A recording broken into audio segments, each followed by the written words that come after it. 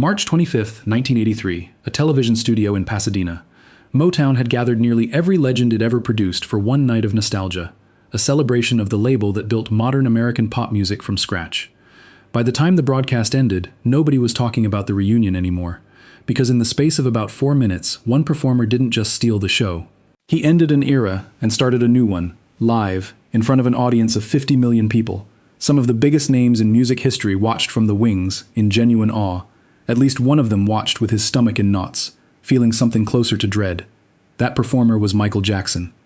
And what happened on that stage almost didn't happen at all. Motown was never just a record label.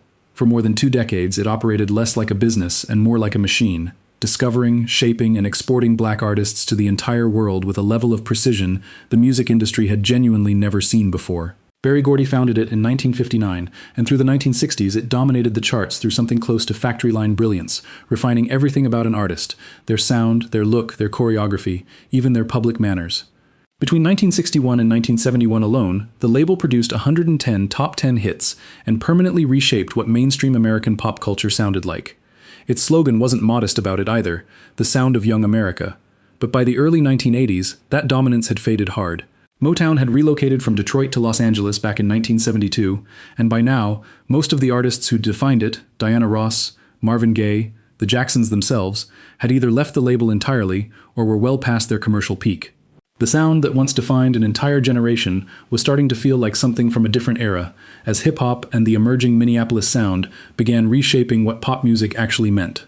Motown, by most accounts, was losing its shine. Where Berry Gordy saw a fading legacy, television producer Suzanne DePass saw an opportunity, not just to look back at what Motown had been, but to reintroduce it to an entirely new audience. She envisioned a broadcast that was part reunion, part statement, part spectacle. Immediately sold. Revisiting the past felt complicated when so many of the label's biggest names were long gone from the roster, but DePass pushed forward anyway, reframing the special not as a farewell, but as a genuine revival. She started reaching out to Motown's former stars. And despite years of contract disputes, fallouts, and old grudges, the response was overwhelming. There was something about the label that superseded all of that. As one former Motown singer put it, no matter what label you signed with afterward, Motown was still home. The final lineup was extraordinary.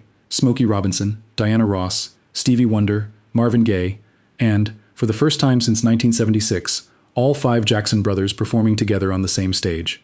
After the Jacksons' famously messy split from Motown to sign with Epic Records in 1975, Jermaine had actually stayed behind, remaining loyal to the label until 1982, when he finally left for Arista.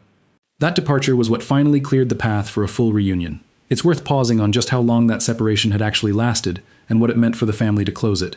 Nearly 8 years had passed since the brothers had last shared a stage as a complete group. In an industry where careers rise and fall in a fraction of that time, 8 years was long enough for entire musical eras to come and go. Long enough for Michael specifically to transform from a talented member of a family act into arguably the single biggest solo artist alive. The reunion, in other words, wasn't just 5 brothers getting back together for old time's sake. It was an attempt to bridge 2 genuinely different versions of the same family. The one that had existed before Michael's solo explosion, and the one that existed after it, with all the unspoken tension that gap inevitably carried into a single television broadcast. Even then, Michael wasn't especially eager to do it. By 1983, he wasn't the young prodigy Motown had spent years molding. He'd built real creative independence at Epic, and he had an album blowing up that he wanted the world focused on, not a nostalgic trip back to the Jackson 5 era he'd already left behind. He reportedly told people close to him, including Quincy Jones, that he didn't want the special to make it look like he was moving backward, stepping into nostalgia right as he was working to define himself as a solo force in music. So instead of agreeing to perform only with his brothers, Michael proposed something else entirely, performing his new single, Billie Jean, a song that had absolutely nothing to do with Motown's history. His brothers weren't thrilled about the idea. They wanted the reunion to stay about the reunion, not become a launchpad for Michael's solo spotlight. Berry Gordy pushed back too, at least initially, wanting the broadcast to celebrate Motown's own catalog, not Michael's new label material. But Michael held his ground. He'd only participate if he could perform Billie Jean. This wasn't just a scheduling request. It was a statement about exactly where his career was headed next. Gordy eventually gave in. He understood perfectly well that Michael's star power alone would guarantee massive ratings, but only after negotiating a condition of his own. Michael would first perform a medley of real Motown hits with his brothers, and only after that would he get his solo moment. It's worth sitting with how unusual this negotiation actually was. This wasn't a contract dispute between a label and an artist under obligation to perform. Michael had already left Motown years earlier and owed the label nothing contractually. This was a 24-year-old solo star, essentially dictating terms to the man who had discovered his family, built their entire early career, and still commanded enormous respect across the industry. Gordy could have simply declined to include Michael's solo segment at all. Instead, he recognized something that the rest of the industry was only starting to understand, that whatever leverage Motown's legacy still carried, Michael Jackson's momentum in 1983 carried more. For Michael's brothers, the whole negotiation stung in ways that went beyond a single television special. The Jackson 5 reunion had been framed, publicly and privately, as a moment of healing, a chance to put years of business disputes and personal distance behind them and stand together again as a family. Michael turning that reunion into a launching pad for his solo ambitions, even inadvertently, reopened wounds that hadn't fully closed since the split from Motown 8 years earlier. It's part of why, when the actual broadcast night arrived, what happened next felt to some of them less like a triumph and more like a preview of exactly what they'd feared. On the night itself, the reformed Jackson 5 opened with exactly the medley Gordy had asked for. I Want You Back, The Love You Save, Never Can Say Goodbye, I'll Be There. The reunion was one of the most anticipated moments of the entire broadcast, warm and genuinely heartfelt, a tribute to the group's roots and the bond between the brothers, even as rumors of growing tension inside the family swirled in the background. Then the brothers left the stage, and Michael stayed behind, alone. He smiled at the audience and said something almost throwaway at the time, that he liked those old songs, that they were good songs, that he liked them a lot, but that he especially liked the new ones. Then the bass line of Billie Jean kicked in, and the room changed instantly. Fresh off the explosive success of Thriller, the performance became the defining moment of the entire night, and one of the most replayed television performances in music history. Where the Jackson 5 medley had leaned entirely on warmth and nostalgia, Michael's solo set was something completely different. Sharp, controlled, visually commanding.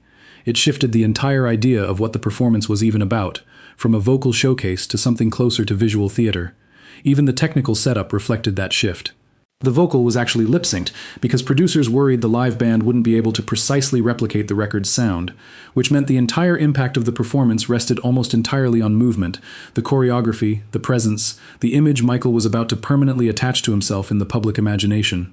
That decision, to lean entirely on visual performance rather than live vocal risk, ended up being one of the quietly smartest choices of the entire night. It meant nothing about the moment depended on whether a house band could nail a note-perfect recreation of a studio recording under live television pressure. Every ounce of tension in the room instead came from watching a single performer move across a stage, which in retrospect is exactly the kind of controlled, high-stakes environment where Michael had always thrived. He'd spent his entire childhood performing under pressure in front of adults evaluating his every move. 4 minutes alone on a stage, with the whole outcome resting on precision rather than power, was, in a strange way, exactly the kind of moment he'd been training for since he was 5 years old. Here's something that tends to surprise people. Michael didn't have a costume specially made for what became one of the most iconic performances in television history. He put it together almost entirely from pieces he already owned. He never fully explained where the specific look came from, but it likely traced back to lifelong influences. Fred Astaire, Charlie Chaplin, The Art of Mime, the physical precision of Bob Fosse choreography. A sleek, form-fitting black outfit with a bit of sparkle fit that inspiration perfectly. The black shirt itself, covered in punched rhinestones across the collar, chest, and rolled cuffs, had actually debuted years earlier, during a 1981 television performance with Diana Ross. The black sequin jacket layered on top wasn't his either, at least not originally. It came out of his mother Catherine's closet. Michael later explained in his autobiography that he'd found it during the Thriller recording sessions, and thought, almost offhandedly, that he'd wear it to perform someday. It just felt right for the moment when it finally came. The black fedora, stamped with his name in gold ink on the inside band, was custom-made for this specific performance. Michael had reportedly asked for something like a spy hat, the kind of cool fedora a secret agent might wear. It would go on to become one of his signature pieces, reappearing in performances for years afterward. And then there was the glove. Nothing about Michael Jackson's image has ever become more instantly recognizable than the single sparkling white glove. But even that wasn't invented for Motown 25. Michael had actually been wearing a single glove on stage for years before this performance, dating back to tours in the 1970s and continuing through the off-the-wall era. It just hadn't fully captured the public's attention yet. As he explained it himself later, wearing 2 gloves felt ordinary. One glove was different. One glove was a statement. The glove used that night was a cream leather golf glove, hand-fitted with faceted rhinestones cut specifically to its shape, with the palm left completely bare, likely so he could still grip a microphone comfortably in either hand. Photos from a 1981 tour show him already wearing nearly identical gloves, suggesting the piece wasn't purpose-built for this broadcast at all. Like most of the outfit, it was simply something he already had and had worn before, repurposed for the moment that would define it forever. There's something almost poetic about the fact that none of it was designed for this exact night. The jacket came from his mother's closet. The shirt had already been worn on television 2 years earlier. The glove had been part of his stage wardrobe since the previous decade. The only genuinely new piece was the fedora, and even that was based on an idea he'd been carrying around for a while, not something conceived specifically for Motown 25. What became one of the most analyzed, replicated, and merchandised outfits in pop culture history wasn't the product of a stylist's vision board or a costume department's months of planning. It was a 24-year-old assembling pieces he already owned, trusting his own instincts about what would work under the lights. That improvisational quality is easy to lose sight of now, when the look has been so thoroughly mythologized, but it's part of why the performance still feels so alive decades later. Nothing about it feels manufactured, because almost none of it actually was. Midway through the performance, during the instrumental break, Michael glided backward across the stage in a motion that looked physically impossible, then spun sharply on his heels and froze, perfectly balanced, on point. It was the first time the world ever saw him do the moonwalk in public. He'd reportedly practiced it obsessively beforehand, alone in his kitchen, refining it over and over until it looked effortless. One witness in the room later described it almost like watching someone float backward on water. The audience reaction was immediate and visceral. Shock, screaming, disbelief rippling through the room in real time. People weren't just applauding a dance move, they were reacting to something they had genuinely never seen before, in a night otherwise built entirely around familiarity, group harmonies, old hits, nostalgic tributes. Michael broke that entire pattern in a matter of seconds. Backstage, the reaction was just as intense, but far more complicated. There was real, unmistakable awe. Performers who had spent decades in the industry immediately understood they'd just watched something historic. But underneath that awe was also a quiet, uncomfortable realization spreading through the room. The night was no longer about Motown as a collective achievement. It had become about one artist. According to Michael's sister Janet, the shift was impossible to miss. Michael had completely overshadowed everyone else on the bill, and it amounted to a visible changing of the guard, one that clearly unsettled some of the older performers watching from the wings. Marvin Gaye, by his own daughter's later account, felt it personally. He reportedly told his family that Michael's performance had made him feel diminished, that watching it happen made him feel, in his own words, like less than. A night that had been designed around celebration and shared history suddenly carried an undercurrent nobody had planned for, competition, and the uncomfortable sense that the era being celebrated was already over. What made that undercurrent particularly striking is that almost everyone on that stage that night was, by any reasonable measure, already a legend. Smokey Robinson had written some of the most enduring songs in American music. Stevie Wonder had already redefined what a pop album could sound like. Diana Ross had spent 2 decades as one of the most recognizable performers on the planet. These weren't newcomers watching a rising star with detached professional curiosity.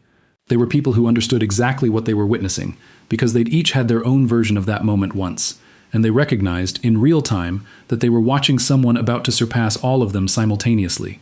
Here's the part of the story that almost nobody expects. Michael's own reaction to the performance wasn't triumph. It was closer to panic. After walking off stage, he reportedly went backstage upset and cried, genuinely convinced he'd performed poorly. He fixated specifically on his spin and freeze move at the end, feeling it should have held longer, that he hadn't landed it the way he'd wanted to. He was reportedly upset enough that he asked producer Suzanne DePass whether the Billie Jean segment could simply be cut from the broadcast entirely. It took a young fan approaching him after the show, praising what they'd just watched, to start shifting his perspective. Michael later said he found real comfort in the idea that children tend to be the most honest audience there is. If a kid loved it, maybe it had actually worked. It had, obviously, worked far beyond anything anyone in that building could have predicted. The broadcast reached roughly 50 million viewers, and almost overnight the entire cultural conversation shifted. Media coverage overwhelmingly focused on Michael's 4 minutes, rather than the Jackson reunion, or Diana Ross, or Stevie Wonder, or any of the other legends on the bill. Motown 25 is still widely regarded as a genuine watershed moment in pop culture, the night that cemented Michael Jackson, once and for all, as the biggest performer in the world. The next day, his childhood idol Fred Astaire personally called to tell him how much he'd loved the performance. Michael was already an enormous star before that night. Motown 25 simply confirmed it, permanently. What's easy to overlook, watching the performance now with the benefit of hindsight, is how genuinely uncertain Michael was in the hours immediately afterward about whether any of it had actually landed. This wasn't false modesty for an interviewer's benefit years later. The reaction happened in real time, backstage, away from cameras, before he had any way of knowing how the broadcast would be received by the 50 million people watching it. He was, by every account, a perfectionist, evaluating his own work against a standard almost nobody else in the room could see, fixating on a fraction of a second in a spin that the rest of the world would spend the next 4 decades trying to replicate frame by frame. That gap between his own private judgment of the performance and the world's immediate overwhelming reaction to it says something important about who Michael Jackson actually was underneath the showmanship. Someone whose relationship with his own work was never as simple as the applause might suggest. The Moonwalk didn't stay on that stage. It spread almost instantly. Into taxis, into offices, into the White House, into playgrounds where kids tried to replicate it, and dance studios where instructors started teaching it within days. The Billie Jean look, the glove, the fedora, the sequin jacket, became inseparable from Michael's public identity, arguably carrying as much cultural weight afterward as any single costume piece in entertainment history. The commercial impact was just as immediate. In the wake of the performance, Thriller sales accelerated dramatically, eventually reaching close to 1 million copies sold per week at its peak, and Michael became the first artist in history to simultaneously hold the #1 album and #1 single on the Billboard charts at the same time. Consider how unusual that is, even by the standards of the biggest artists in music history. Thriller had already been out for months by the time Motown 25 aired. It wasn't a new release riding launch week momentum. It was an album that had already had its moment, already been reviewed, already found its audience. What Motown 25 did was reignite it entirely, proving that a single 4-minute television appearance could meaningfully move sales for a record that had, by industry logic, already peaked. That's not really a story about a good performance boosting good numbers. It's a story about one live moment functioning almost like a second album launch, months after the fact, purely on the strength of a visual image burned into 50 million people's memory at once. But there was a quieter consequence too, one that mattered enormously to the people who'd shared that stage with him. What the Jackson brothers had hoped would be a moment of unity, 5 brothers reunited in the public eye after years apart, instead became the moment Michael's solo career completely eclipsed the group that raised him. It was, in hindsight, one of the clearest possible signs that Michael had permanently outgrown the group he'd joined as a child, and that staying tied to it might have actively held him back from becoming what he was clearly capable of becoming. For his brothers, watching that reaction unfold in real time, watching the same crowd that had just warmly applauded their reunion medley erupt into something closer to hysteria the moment Michael stood alone, the message was impossible to misread. Whatever the Jackson 5 had once been together, the audience had just told all of them, without needing to say a word, exactly which version of the Jackson story it wanted to follow going forward. That's a difficult thing to sit with as a sibling, even when you love the person the room is reacting to. It's one thing to know intellectually that your brother has become the biggest star in the world. It's another thing entirely to watch it happen live, from 10 feet away, on a stage you were sharing with him only minutes earlier. The shift wasn't just personal. It reshaped the entire idea of what a pop star could be. Up to that point, Motown's whole identity had been built on music first. The song, the voice, the hook. Michael's 4 minutes reframed the equation entirely. Suddenly, appeal wasn't just about what you heard. It was about choreography, styling, charisma, timing, character, a complete visual identity built around the performer, not just the performance. The timing mattered too, in a way that went beyond that single broadcast. Motown 25 landed right as the traditional Motown star system was fading, and right as MTV was rising, making visual identity just as important as sound for the first time in pop music history. Michael's performance sat perfectly, almost eerily, at that exact intersection, as if the entire structure of the music industry had been quietly shifting toward exactly the kind of moment he was about to deliver. In a lot of ways, Motown 25 functioned as both an ending and a beginning at once, the last great gathering of the label that built modern American pop music, and the exact moment that proved the future of stardom wouldn't just be about what audiences heard. It would be about what they saw, and what stayed with them long after the broadcast ended. There's a strange symmetry to how it all played out. The special was conceived as a tribute to a system that had, at its peak, controlled nearly every detail of how its artists looked, sounded, and moved, a factory built for consistency and control. And the moment that ended up defining the entire broadcast came from the one artist in the lineup who refused to be controlled by it, who negotiated his way into performing a song that had nothing to do with the label being honored, wearing an outfit nobody designed for him, executing a move nobody taught him for television. Everything about Michael's 4 minutes stood in direct opposition to the machine that shaped his childhood, and that, more than the Moonwalk itself, might be the real reason the performance still resonates decades later. It wasn't just a great piece of showmanship. It was the sound of an artist finally stepping outside the system that built him, on the exact stage built to honor that system's legacy. That contradiction is also why Michael's own reaction afterward makes so much sense in hindsight. He wasn't just nervous about a missed landing on a spin.